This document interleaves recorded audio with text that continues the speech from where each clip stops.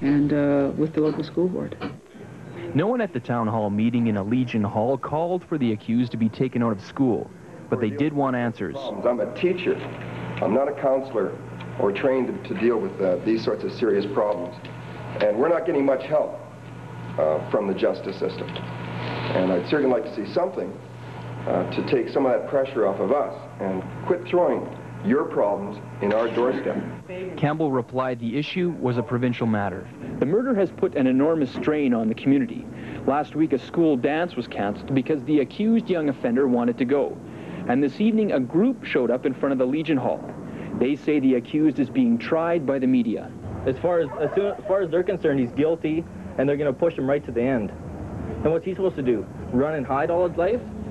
That's what he's doing right now. He's just living in a hole because everybody's just picking on him. And they say the issue has pitted town against town. Miami, the home of Grenier, and Carmen, the home of the accused young offender. We know him for the person that he is. He's a gentle person, and it's being blown all out of proportion. They're having protests now. Chris Armstrong, Pulse News.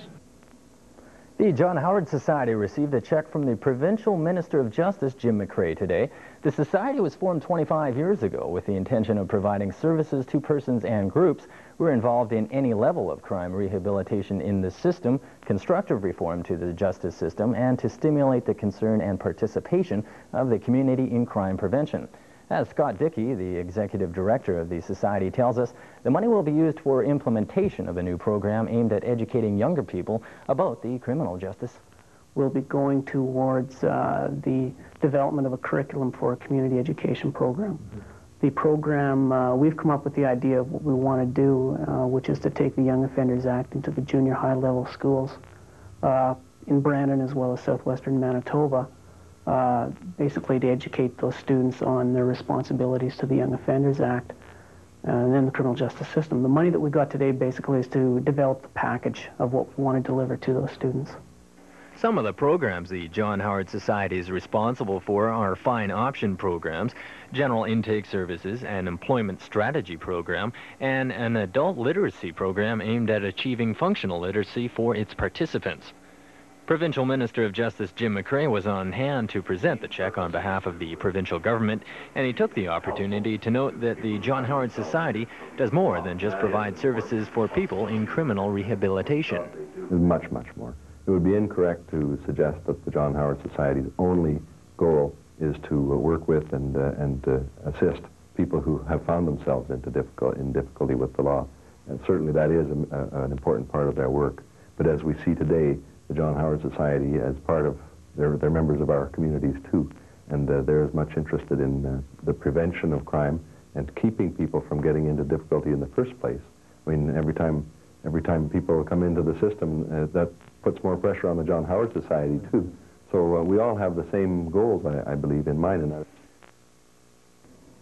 the president of the Manitoba Métis Federation wants a meeting with the Prime Minister to improve relations between Métis people and the federal government. Yvonne Dumont met with MPs Jake Epp and Mary Collins today in Winnipeg and asked them to deliver his message. Dumont says the federal government has never admitted it's responsible for the Métis people. He says he'd like Ottawa to make a political decision to deal with the Métis. The Métis leader says Epp told him he would first have to meet with Justice Minister Kim Campbell. Dumont said he also wants to talk about Métis land claims in Manitoba.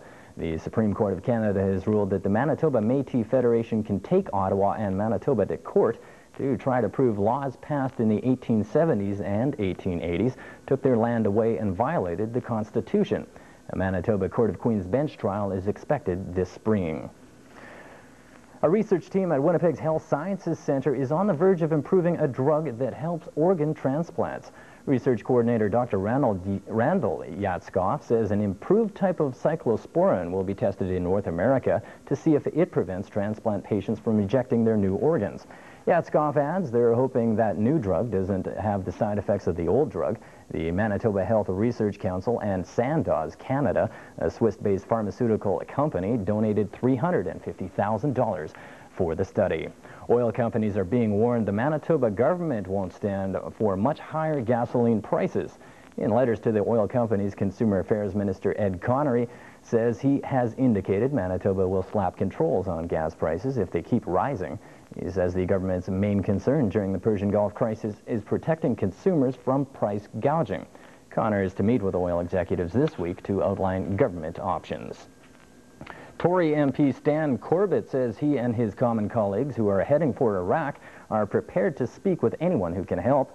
Corbett, Liberal Lloyd Axworthy, and New Democrat Sven Robinson hope to reach Baghdad on Monday. Iraq gave them clearance for the trip today. The three hope to persuade Iraqis to release the Canadians they've been holding hostage since the August 2nd invasion of Kuwait. Well, the third annual Brandon and District JC's Special Olympic swim meet was held this afternoon in Shiloh. We have more of the details in this report. Okay, let me win. But if I cannot win, let me be brave in the attempt. With that, the head coach of the Brandon University Bobcats, Jerry Hemmings, kicked off the third annual Special Olympics Invitational Swim Meet in Shiloh. MLA Harold Gillishammer and Brandon Councillor Jeff Harwood were among other dignitaries on hand. The meet is one of 4 held throughout the province on an annual basis. Clubs are invited to attend from all over the province to participate in the event. Most of these athletes are from the Brandon and Winnipeg area. Sharon Bollenbach is the technical director of the Western Manitoba region for Special Olympics.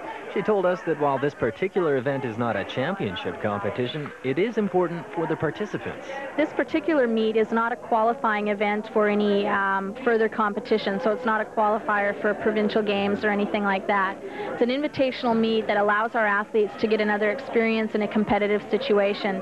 Many of the swimmers and the swim clubs that are here today have been to this meet before. They enjoy coming outside of Winnipeg to a meet that they get to travel to and that they're not hosting. So it's kind of a treat for a lot of our Winnipeg swimmers to come out and experience this event, and sort of in a competitive atmosphere, but not sort of nerve-wracking in that it's not a qualifier for a higher event. Sharon notes that there is a lot of value for the participants in sports events such as these.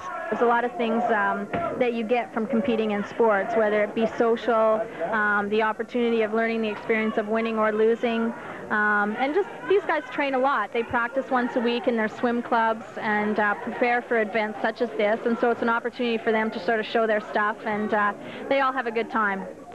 As with most sports events, volunteers play a big part in planning and organizing a sports meet, and this one is no exception.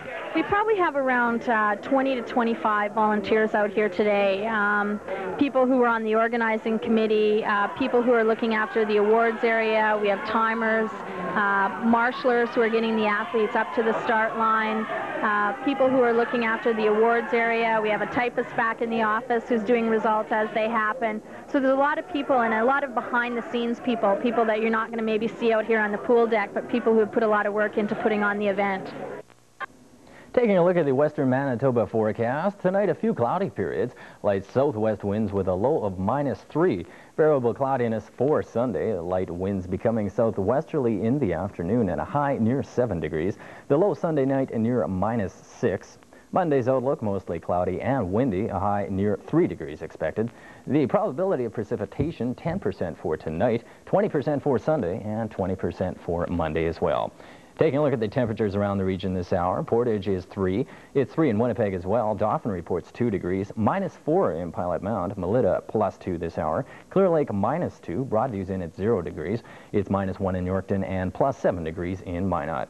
Currently in western Manitoba, under partly cloudy skies, winds are west at 13 kilometers. The relative humidity 59%. And currently in Brandon, the temperature is 1 degree. Taking a look at tonight's scoreboard in the NHL, Philadelphia was over New Jersey 3-2. Boston managed a 1-1 tie with Montreal. Hartford over Washington 4-2. Chicago slammed Quebec 7-2.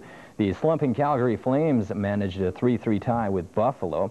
Detroit, Steve Yzerman scored 3 in the first 12 minutes of the game to lead the Red Wings to an 8-4 decision over Toronto.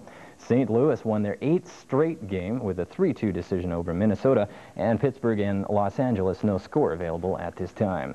In Western Hockey League action, the Wheat Kings lost their 8th in a row.